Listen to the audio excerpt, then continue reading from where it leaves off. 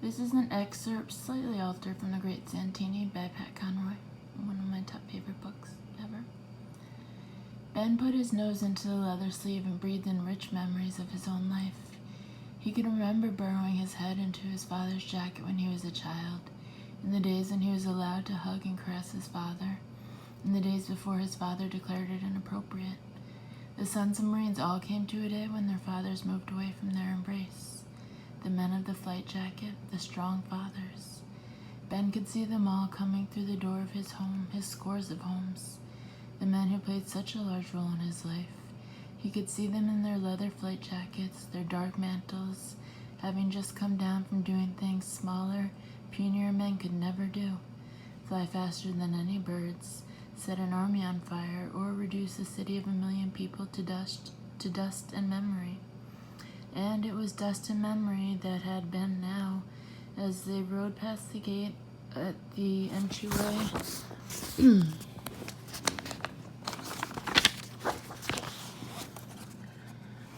of Biddle Island Training Depot, the guard saluting them in the sudden light of the sentry box, his form revealed in severe and unclear lines as they pushed down the main road that turned into a causeway crossing a vast marsh.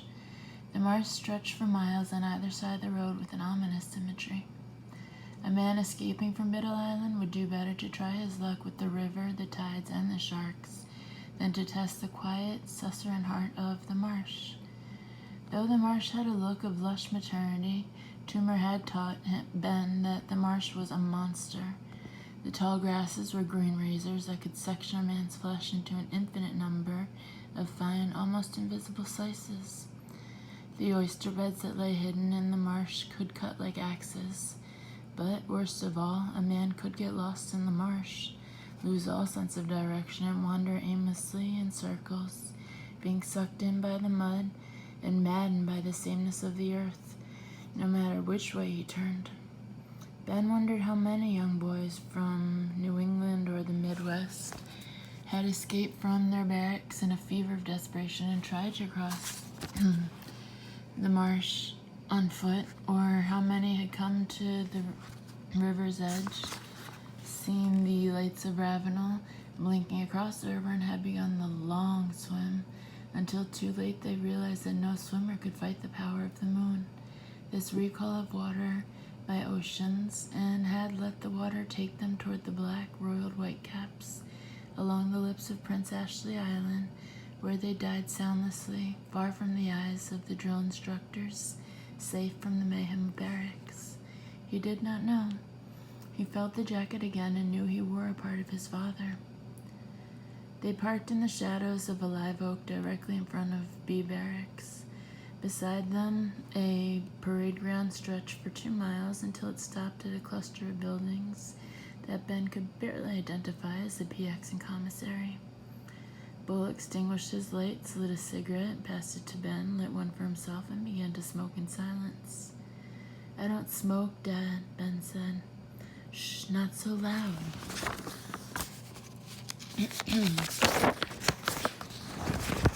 We aren't even supposed to be here, sports fans. Go ahead and try it. You've probably been sneaking smokes on your mother for years. "No, I really haven't. I thought you'd kill me if you caught me smoking." "That's affirmative," Bull said, grinning at his son, who fingered the cigarette without a trace of expertise. "I'd have had to ruin your whole day. Take a few heavy drags. Wait a minute, put it out. Here comes Hicks and the boys." Shouts and obscenities poured out of the windows of B Barracks, a 2-story shingled building that had the unmistakable appearance of military architecture circa 1945. More shouts and more curses cut out the windows and traveled across the parade ground, dying out somewhere across the dark pavement. "That sounds like our house when you get home," Ben said. "Quiet," Bull growled, but he broke into a half-suppressed giggle. By now, frantic shadows were running out the front door of B Barracks. A voice of overbred brutality roared from an invisible source within the building. "That's Hicks," Bull whispered. "He's one of the last of the great cannibals. They've cracked down so hard on the DIs in the past couple of years that it's like they're running at Fanny's finishing school for young girls. The drumming of feet down wooden stairs continued unbroken as recruits, with their shaved heads, vulnerable necks, combat boots, fatigue hats and pants, and new white military-issue t-shirts, spilled out into the night and lined up without skill or finesse at the edge of the parade ground, not 15 yards away from the Meacham car. A drill instructor appeared in the doorway, his distinctive, somewhat ludicrous hat pulled low over his eyes. He was carrying a swagger stick and had a revolver strapped to his hip. The man wore malevolence and formidability as though they were part of the uniform of the day. There was something so incarnately evil in the man's expression that Ben looked toward his father for assurance that they were indeed supposed to be there.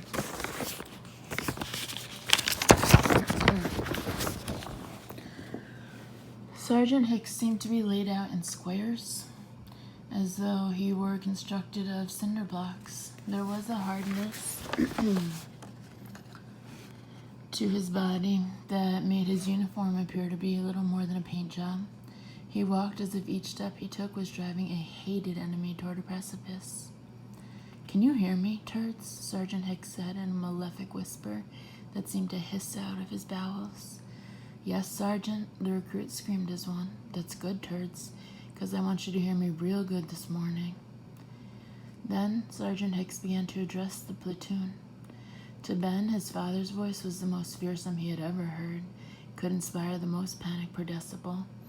But Bull's voice at its worst was reassuring and soothing compared to the DI's, and Hicks' whisper was, if anything, worse than his scream, for the whisper carried with it a quality of institutional menace, even fiendishness, that the scream lost in its projection across the parade ground and through the ranks of bald men.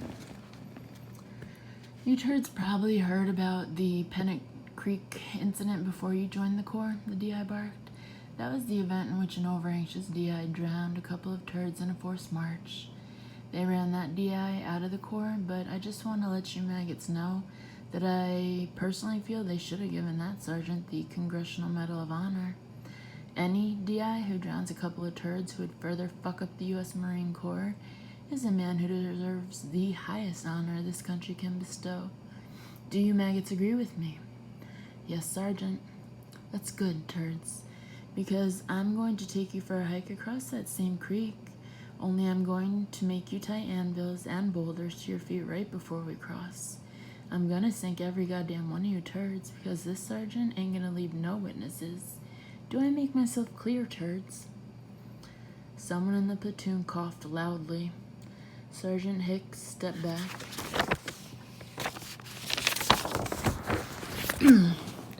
His face contorted with disbelief and fury.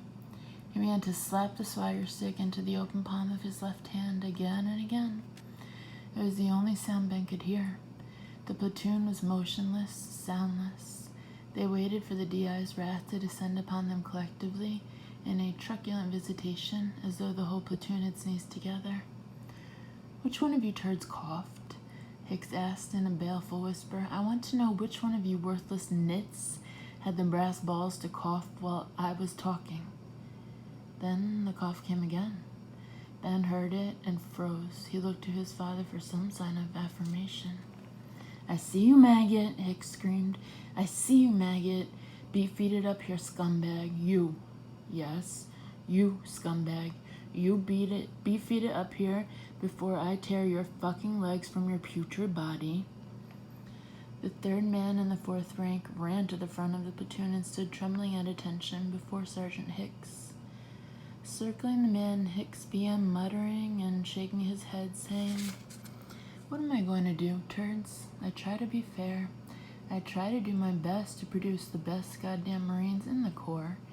But I gotta prove to you turds that I mean what I say. I am really pissed off. And when I get pissed off, really pissed off, I become a goddamn homicidal maniac." His voice was rising again. "I want to kill this piece of shit. I want to kill this piece of shit because he's hurting the Marine Corps. I want to take this swagger stick and poke his eyes out to mutilate. I told you not to cough, turd. I warned you. I told you not to cough. And I don't waste my time with any turd more than once." Very slowly, Sergeant Hicks transferred the swagger stick to his left hand, unsnapped his holster, and slowly drew his pistol. I hate to do this, Turd, but you piss me off bad. Hicks began shooting bullets into the chest of the recruit, firing in a calm, synchronized salvo that had a violent harmony to it.